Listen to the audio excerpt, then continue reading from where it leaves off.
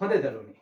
අපි අද කතා කරන්න හදන්නේ ඇක්ටිව් වාක්‍යයක් පැසිව් කරන්නේ කොහොමද කියලා ඉක්මනින්ම ඉගෙන ගන්න ක්‍රමයක්. අපි ලේසියෙන්ම ඇක්ටිව් වාක්‍යයක් පැසිව් කරගන්නේ කොහොමද කියලා බලමු. ඇත්තටම අපිට මේ ලෝකේ තියෙන පැසිව් වාක්‍ය සියලුම පැසිව් වාක්‍ය අපිට ප්‍රධාන කැටගරි 5කට බෙදන්න පුළුවන්. Right? Under 5 categories we can divide all the passive sentences in the English language. එහෙනම් අපිට මේ ක්‍රම 5 දැනගත්තොත් අපිට ලේසියෙන්ම ඇක්ටිව් වාක්‍යයක් පැසිව් කරගන්න පුළුවන්. එහෙනම් අපි කෙලින්ම බහිමු කොහොමද මේ ඇක්ටිව් වාක්‍යයක් පැසිව් කරගන්න සරල ක්‍රම ටික මොනවද කියලා. ඕනම දන්නේ නැති දරුවෙකුට මේක අහගෙන හිටියාම මේක කරන විදිය බලාගෙන හිටියොත් නැවත නැවත මේක බලලා මේක හොඳින් අවධානය කරගන්න පුළුවන්. හරි. එහෙනම් අපි බලමු. අපි කතා කරන්නේ active and passive.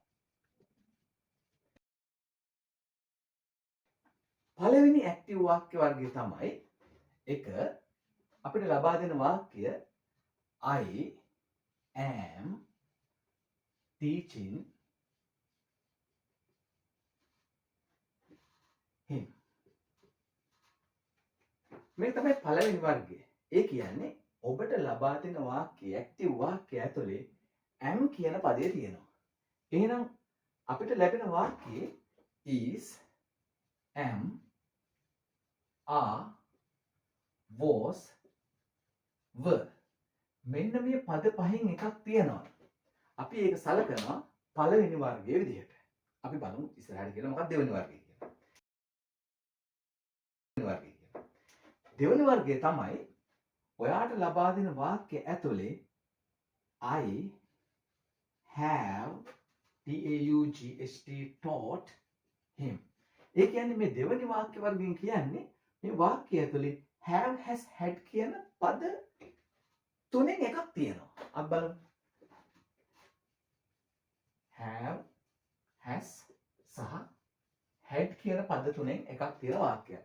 අපි දොර මුලින්ම කතා කළේ is, am, are, was, were කියන පද පහෙන් එකක් තියෙන වාක්‍යයක්. අපි දෙවෙනියට කතා කළේ have, has, had කියන පද තුනෙන් එකක් තියෙන වාක්‍යයක්.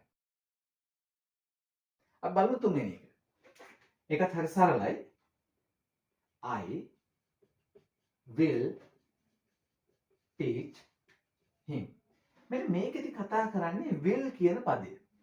ඔබ දන්නවා ඉංග්‍රීසි භාෂාවේ ක්‍රියාපද විශේෂයක් තියෙනවා modals ක්‍රියාපද. හරි. ක්‍රියාපද වර්ග දෙකකට බෙදෙනවා lexicals, auxiliaries, auxiliaries වර්ග දෙකකට බෙදෙනවා primary සහ modals. primary ක්‍රියාපද 3යි be, do, have. අනිත් modals ක්‍රියාපද basic ක්‍රියාපද 13ක් තියෙනවා. ඒ තමයි will, shall, would, should, must, ought to, can, could, may, might, need, dare, used to. තව semi models ටිකකුත් තියෙනවා. අපි ඒ ටික පොඩ්ඩක් පැත්තකින් තියමු. මේ වෙලාවේ ගන්න මේ will, shall, would, should, must, ought to, can, could, may, might, need, dare, used to. මම ඒක මේ models ගැන තියෙන පාඩමක් ඔයගලන්ට මම ඉස්සරහදී පැහැදිලිව කියලා දෙන්නම්. එතකන් ටිකක් ඔලුවට දාගන්න will, shall, can වගේ පදයක් තිබුණා. තියෙන වාක්‍යෙ. අන්න ඒ වෙලාවට will හරි අපි ගමු will, shall, can වගේ පදයක් එදෙන වාක්‍ය. එහෙනම් අපි වාක්‍ය වර්ග තුනක් ගැන කතා කරා. එක is, am, are, was, were කියන පද පහෙන් එකක් තියෙන වාක්‍ය. දෙක have, has, had කියන පද තුනෙන් එකක් තියෙන වාක්‍ය.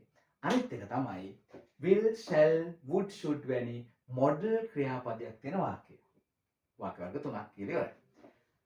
හතරවෙනි එක තමයි තව දෙකයි තියෙන්නේ. හරි පහසුයි මේක ඉගෙන ගන්න. හොඳයි. හතරවෙනි එක තමයි මේ පළවෙනි වාක්‍ය වර්ග තුනට අයිති නැති හැබැයි present sentence එක. වර්තමාන කාල වාක්‍යයක්. ඒ කියන්නේ මෙන්න මේ වගේ එකක්. I teach him. දැන් මේක ඇතුලේ is, am, are නැහැ. have, has නැහැ. will, shall වගේ පදයකුත් නැහැ. හැබැයි මේක present වර්තමාන කාලය. තව විදිහකට කියනවා මේක simple present වාක්‍යයක්. එහෙනම් අපිට හම්බ වෙන හතරවෙනි වාක්‍ය වර්ගය තමයි simple present වාක්‍ය. අන්තිම එක්කෙනා හරිම සරලයි. හොඳේ. අන්තිම එක්කෙනා තමයි පළවෙනි වාක්‍ය වර්ග තුනට අයිති නැති අතීත කාල past sentence එකක්.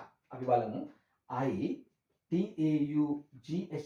taught him. මම ඔහුට ඉගැන්නුවා. එතකොට මේක ඇතුලේ is am පදයක් නැහැ, have has පදයක් නැහැ, will shall පදයක් නැහැ. වර්තමාන නෙමෙයි අතීත කාල වාක්‍යයක්. එහෙනම් අපි කතා කළා වර්ග පහක්. එකක් තමයි is am was were කියන පද පහෙන් එකක් තියෙන වාක්‍යයක්. දෙක have has had කියන පද තුනෙන් එකක් තියෙන වාක්‍යයක්. අනිත් එක තමයි will shall would කියන මොඩල් ක්‍රියාපද 13න් එකක් තියෙන වාක්‍යයක්. අනික කලින් කියපු වාක්‍ය තුනටම අයිති නැති නමුත් වර්තමාන කාල වාක්‍යයක්. අනිත් එක තමයි පළවෙනි වාක්‍ය වර්ග තුනට අයිති නැහැ නමුත් අතීත කාල වාක්‍යයක්. මෙන්න මේ වාක්‍ය වර්ග පහ යටතේ සියලුම පැසිව් වාක්‍ය ටික ඉංග්‍රීසි වල ගොනු කරගන්න පුළුවන්. ඒ කියන්නේ හැම ක්‍රියා වාක්‍යයක්ම තියෙන මේ පහ යටතේ. හරි. පැසිව් නම් මේ පහ යටතේ. මේකෙන් පිට මොනවත් නැහැ. So here දැන් අපි try කරන්නේ අපි කොහොමද මේ ඇක්ටිව් වාක්‍ය වර්ග පහ ලේසියෙන් පැසිව් කරගන්නේ කියලා.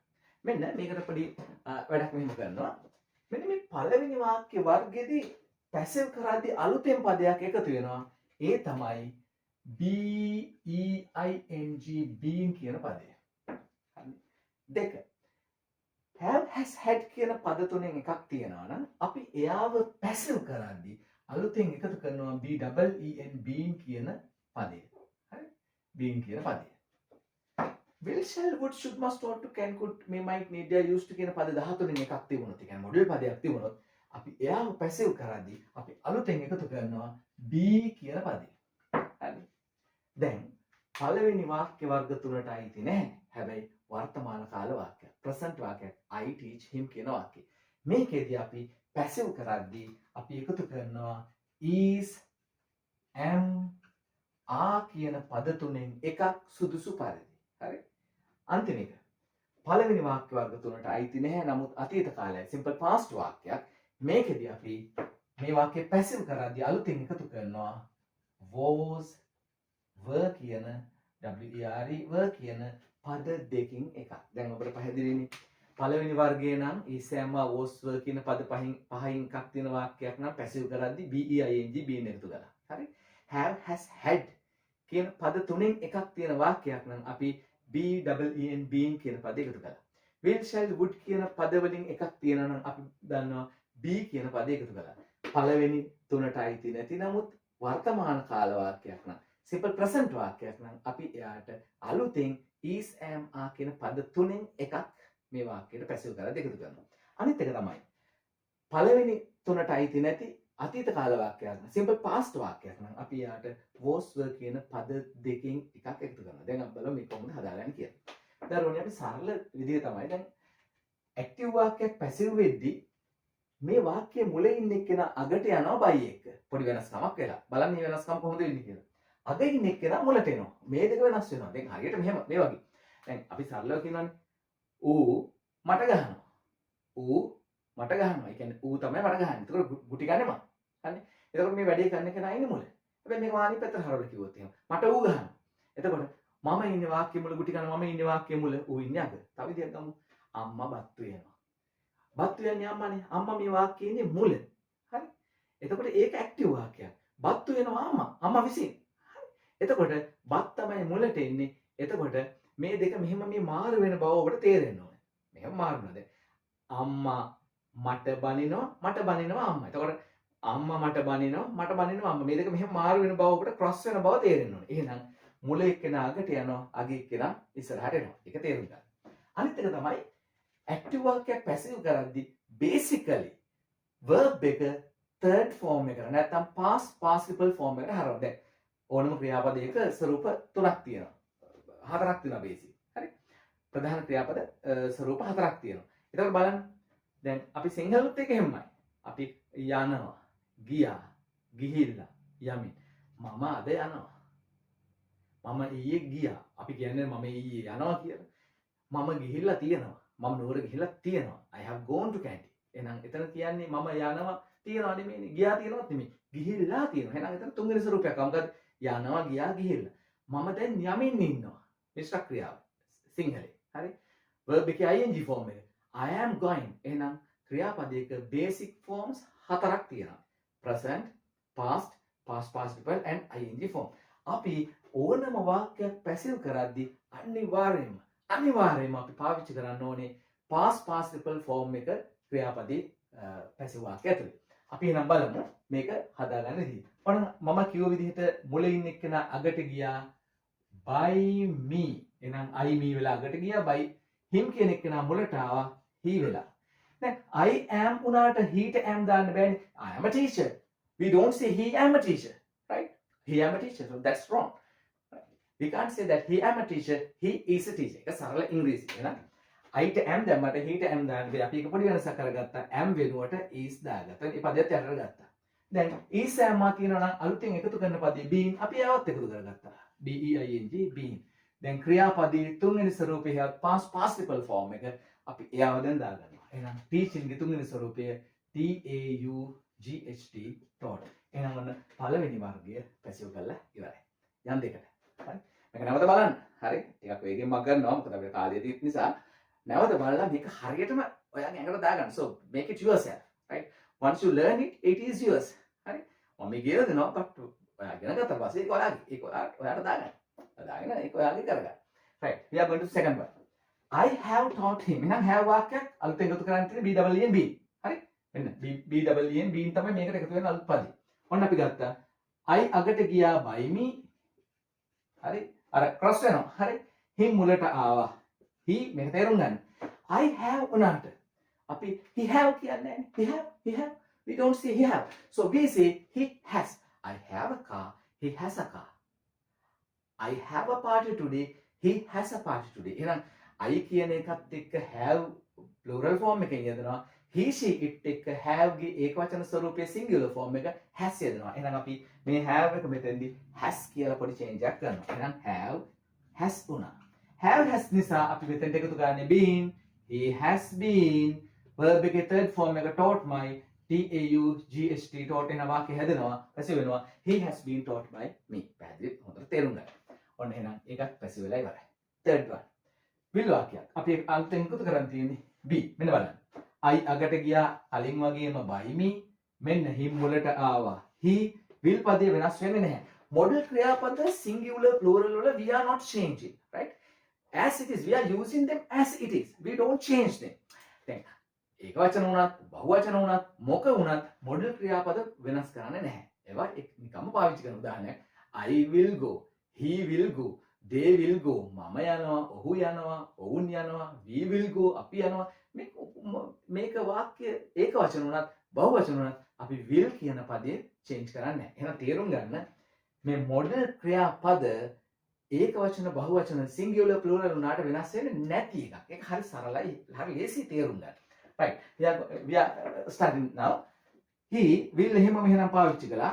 He will තන් එකතු කරන්නේ be teach ගේ තුන්වෙනි ස්වරූපේ නැත්තම් past participle එක taught T A U G H T taught by me. එහෙනම් ඔන්න ඒකත් හැදිලා ඉවරයි. He will be taught by me. බලන්න කොච්චර සරලද කියලා. අපි යනවා අන්තිම දෙන්නට. තව දෙකයි. I teach him. මේක ඇතුලේ පළවෙනි එකට අයිතිත් නෑ, දෙකට අයිතිත් නෑ, තුනට අයිතිත් නෑ. එහෙනම් එකතු කරන්නේ is යම. අපි වැඩි කරමු. I අගට යනවා by me. ඒක අපි දන්නවා දැන්. him මුලට එනවා. he teach. එහෙනම් මෙතන අලුතෙන් එකතු කරන පදයේ he ට ගැලපෙන්නේ is යම මාගෙන් is teach ගේ තුන්වෙනි ස්වරූපේ නැත්නම් past participle form එක T A U G H T. එහෙනම් තේරුම් ගන්න පුතේ. I teach him කියන active වාක්‍ය passive කළාම he is taught by me කියලා වෙනස් වෙනවා. මේක හොඳට තේරුම් ගන්න. හරි. පළවෙනි තුනට අයිති නැහැ. ඒ නිසා is am යන තුන් දෙනාගෙන් එක්කෙනෙක් එකතු වෙලා. අන්තිම එක. හරි සරලයි. හරි. ඔන්න I taught him කියන වාක්‍යය. ඒ කියන්නේ පළවෙනි තුනට අයිති නැති නමුත් අතීත කාල වාක්‍යයක්. simple past වාක්‍යයක් නම් අපි කරන්නේ අලුතෙන් was were කියන පද දෙකෙන් එකක් මේකට එකතු කරනවා. බලමු අපි වැඩේ ගන්න හැටි. අර කලින් කිව්වා වගේම I අගට යනවා by me. ඔය පේනව නේද? by me. හරි. him මුලට එනවා. he එහෙනම් was වර්ගින් දෙකෙන් එකක් එකතු කරන්න ඕනේ. he singular නිසා ඒක වචන නිසා අපි was කියන පදේ මෙතෙන්ට ගන්නවා. was taught කියන්නේ ක්‍රියාපදයේ තුන්වෙනි ස්වරූපයේ past participle එක T A U G H T taught කියලා මෙතෙන්ට එකතු කරනවා. හරි. එහෙනම් ඔන්න අපි හදා ගන්නවා I taught him. මම ඔහුට ඉගෙනුවා කියන වාක්‍යය ඔහුට ඉගෙනුවා මා විසින් කියලා මේක හදා ගන්නවා. he was taught by me. එහෙනම් අපි මේ නැවත බලමු.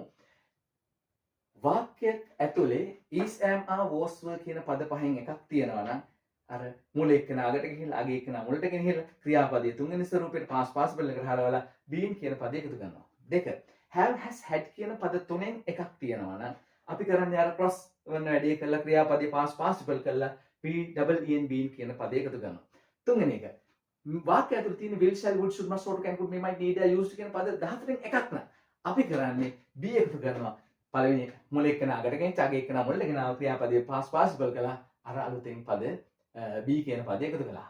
අන්තිම දෙන්න පළවෙනි තුනට අයිති නැහැ. නමුත් ප්‍රසන්ට් වාක්‍යයක් නම් අපි කරන්නේ ඊ සෑම්මා කියන පද තුනෙන් එකක් එකතු කරනවා. ඒ කියන්නේ මුල එක්කන අගට ගෙනිච්ච බයිමි හිම් මුලට ගෙනාව අපි ඊ සෑම්මාගෙන් පදයක් එකතු කරලා මේ වාක්‍යය හදනවා. අන්තිම එක පළවෙනි තුනට අයිති නැති පාස්ට් වාක්‍යයක් නම් සිම්පල් පාස්ට් වාක්‍යයක් නම් අපි කරන්නේ was were කියන පද දෙකෙන් එකක් එකතු කරනවා. එහෙනම් අපි එකතු කළා I taught him කියන එකේ I අගට ගියා him මුලට ආවා was කියන පදය එකතු කරලා taught කියන ක්‍රියාපදයේ past participle form එකෙන් තිබ්බා. එහෙනම් දරුවනේ හොඳට තේරුම් ගන්න. ලෝකෙ තියෙන ඔක්කොම passive වාක්‍ය අපිට කඩන්න පුළුවන්. We can divide into 5 categories. හරි? එහෙනම් මේ 5 categories ගැන හරියට තේරුනොත් ඔබට හරිම පහසුවෙන් ඕනම active වාක්‍යයක් passive කරගන්න පුළුවන්. එහෙනම් මේක හොඳට තේරුම් ගන්න. අපි නැවතත් මම උඩ පොරොන්දුනා වගේ අර models ක්‍රියාපද පාවිච්චි කරන පාඩමකින් අපි මුල ගැහමු. එහෙනම් ඔබ හැමෝටම සුබ දවසක්. හොඳින් මේවා නැවත නැවත අධ්‍යයනය කරලා ඉගෙන ගන්න.